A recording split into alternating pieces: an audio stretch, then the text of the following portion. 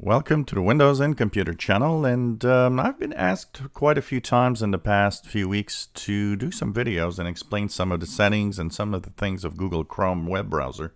It is the most popular web browser around, so it's kind of natural that maybe it could be interesting to learn a little more about it, and I'll have some videos this week with Google Chrome in mind to use the different functionalities and talk about some of the settings and some of the basic settings that people might want to know where they are.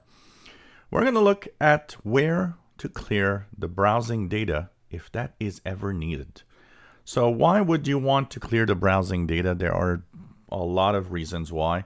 One could be that you want to remove as much traces of whatever you have done on the internet. One is that sometimes it's not as bad as it was before, but sometimes having a big chunk of data in the Google Chrome web browser could sometimes break websites or make the browser slower or behave weird. Sometimes clearing the browser cache and all of the information there is good. I'll explain also why you might not want to do this. I know some people are compulsive and do this like every day, and there are reasons why you might not want to do it also. So where do you delete out all the browser data that is kept within the browser? You go to the upper right corner in the three vertical dots, go into settings, and here go down to privacy and security. And here you'll see clear browsing data. And if you go here, you will have the browsing history. You can add cookies and other site data and cached images and files. So here it says freeze up 320 megabytes. Some sites may load more slowly on your next visit. So what are these three options that you could do? Browsing history. So this will remove the history from all of your devices, not just the Chrome browser on your main computer, but every signed in device that you use Google Chrome with the same account will also have their browsing history deleted. What that does is that if you're afraid that somebody could go see the history and that you might be compromised with some websites you visited or things that you don't want others to see, well, this is the browsing history that you can delete, and it will remove whatever you did. And there's a time frame possible. You see here all time or whatever you did in the last 24 hours, last 7 days, or last 4 weeks if you don't want to remove everything. It also means that if you're trying to remember a website that you visited 3 weeks ago, well, it's not going to be in the browsing history anymore, so you won't know what you visited 3 weeks ago.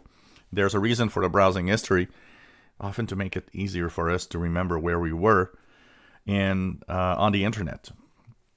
It will also, the second thing that you can check out is cookies and other site data. Cookies have a bad reputation, and it's not all that bad. Actually, cookies are kind of useful.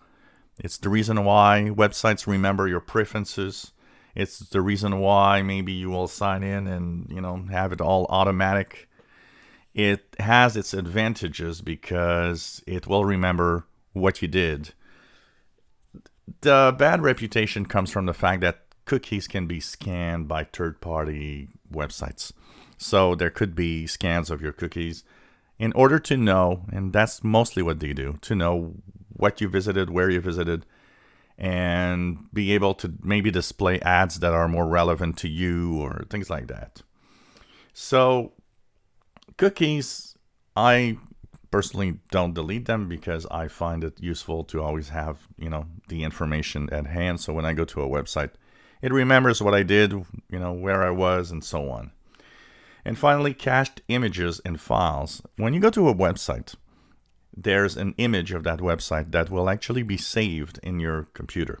And the reason why is because if the website doesn't change much, instead of downloading the site from the internet every time you go and visit it, it only downloads the portions of the website that have changed.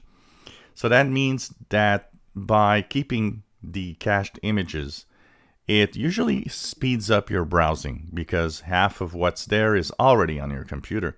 It's much quicker than to go and ask to download it from the internet, especially if you have slow internet connectivity. So this, on the other hand, can take a lot of space on your hard drive.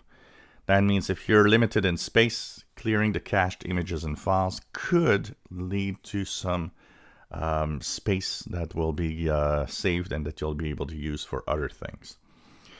And this is in the basic section. In the advanced section, you have more information. You have the download history that can be removed and more specific things that you can check. Cookies and other data. It says here from 1,080 sites and so on. Passwords and stuff that you can actually remove from different websites is all in here. So this is things that you might want to remove or not. And if you do in the advanced, the passwords will be gone. That means every time you go to a website, you have to remember the passwords and so on. So these are all things that you need to know if you actually want to clear and understand what you're going to clear if you clear the data in the browser. I don't recommend clearing the data, every day. Some people do that, and I personally don't think that the browsing data is that much of a problem. But you have the possibility to clear it if you want, or clear just a portion, or clear a portion with a certain date and time. If you enjoy my videos, please subscribe, give us a thumbs up. Thank you for watching.